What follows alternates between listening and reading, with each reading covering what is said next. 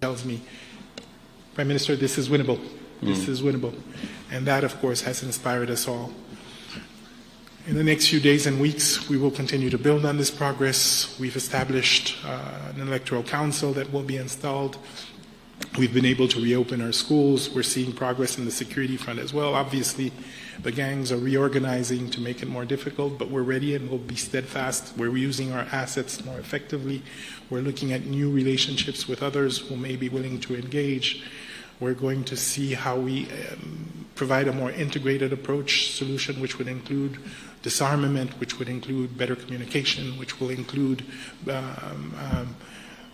all the integrated and well thought through interventions that are usually required to address these kinds of security situations. But obviously, an effective repressive force will continue to be an essential component of that.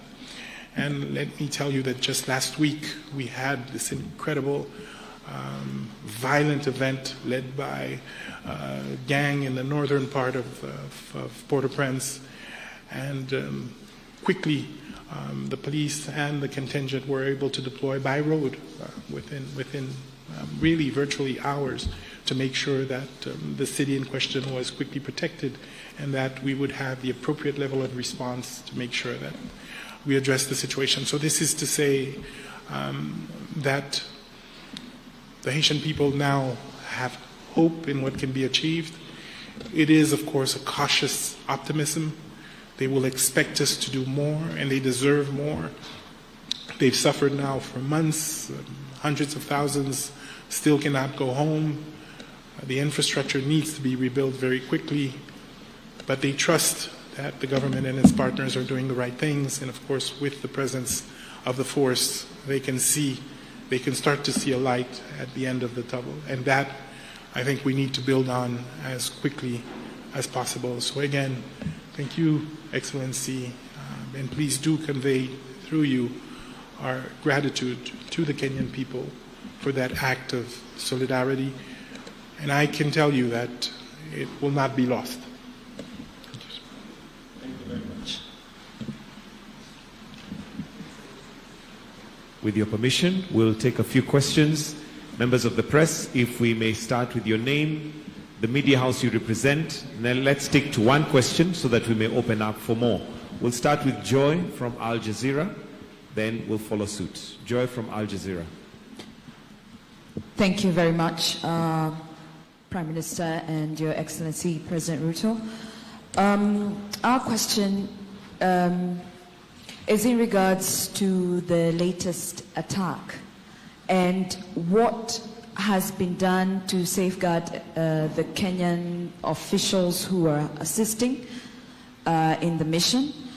And question number two is, it's actually an opinion where I feel like the partners, international partners, have delayed the funds and there's fear that the mission could be stalling.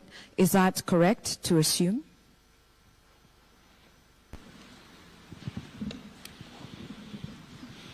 I think I'll allow, okay, do we take another question?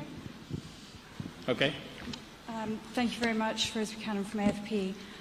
So alongside the 600 further officers, will Kenya or members of the international community be supplying additional or improved equipment for the force already present in Haiti?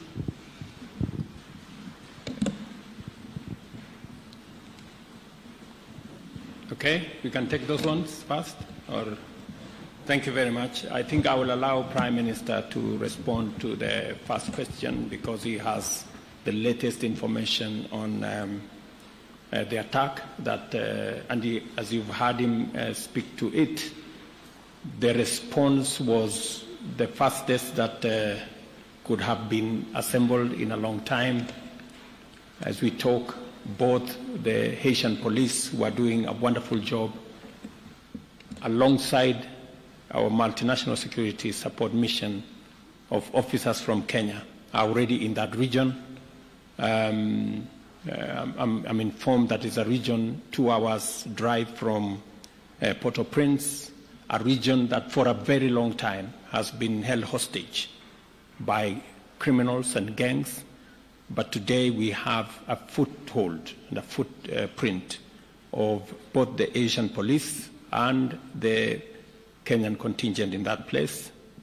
As to your question as to what is being done, I think everything is being done to make sure that we minimize casualties of both our security men and civilians, even as we deal with the criminals. And on the question from FP on what additional is being done, Prime Minister just came out of UAE, who have committed to support this mission.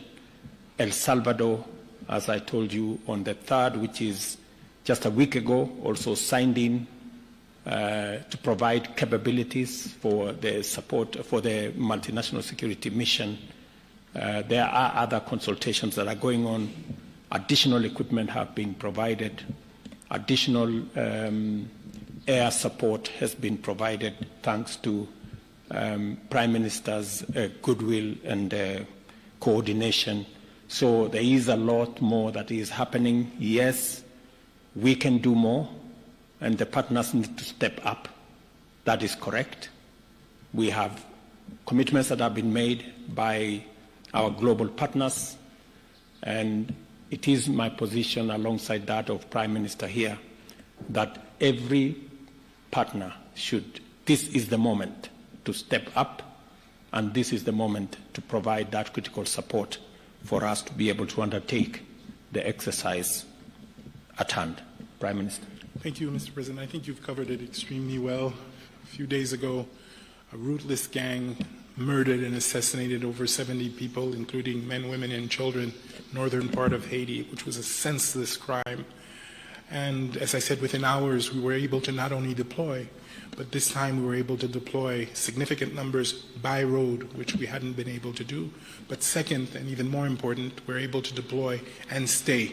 So this is no longer a reactive, temporary mission. It has become a mission to the end, to make sure that we can actually regain a level of safety that's acceptable in the region. Now, there's still a lot going on, and I don't want to by any means describe this as being done or easy, but the work is being done house by house, neighborhood by neighborhood, to ensure that these people, the people of the Artemonite region, can once and for all find peace. And I think the President has rightly stated that every operation is well thought through with the Kenyan team on the ground and the police force to ensure the greatest amount of security for the troops that will engage in these different combats. Now, obviously, this always comes with a level of risk, but we're confident that we do everything we can every time to make sure that we're protected. And as I think, as the President has mentioned, coming out of New York, we had very constructive meetings with several partners. We're seeing new engagements. The EU, for example, has doubled its commitment. We're seeing new partners come in and make new commitments. We're talking to Brazil as well, Mexico as well. As was stated, Salvador has recently, on the 3rd of October, recommitted. But you're right. We would like to see a quicker response. We would like to see more commitment. And we're going to continue to push for it. Okay. We can take a bunch of 2 more questions, then after that we can wind up to the questions. All right, my name is Nick Modimba from CGT in Africa, China Global Television Network. The first question is, what's the situation with the motivation of the Kenyan police units in terms of their payments? Reports coming in from Haiti say they haven't been paid yet. And of course, they have families back at home, depending on them. And of course, they're looking forward for their people to come back home. Second question, redeployment training. What have the current officers learned in Haiti that are actually instilling the same ideologies, survival tactics to the current ones yet to travel to Haiti? And also, which units are these that are actually joining the others in Haiti? Thank you. Your Excellencies, my name is Melita Oletenges for Citizen TV. My question is,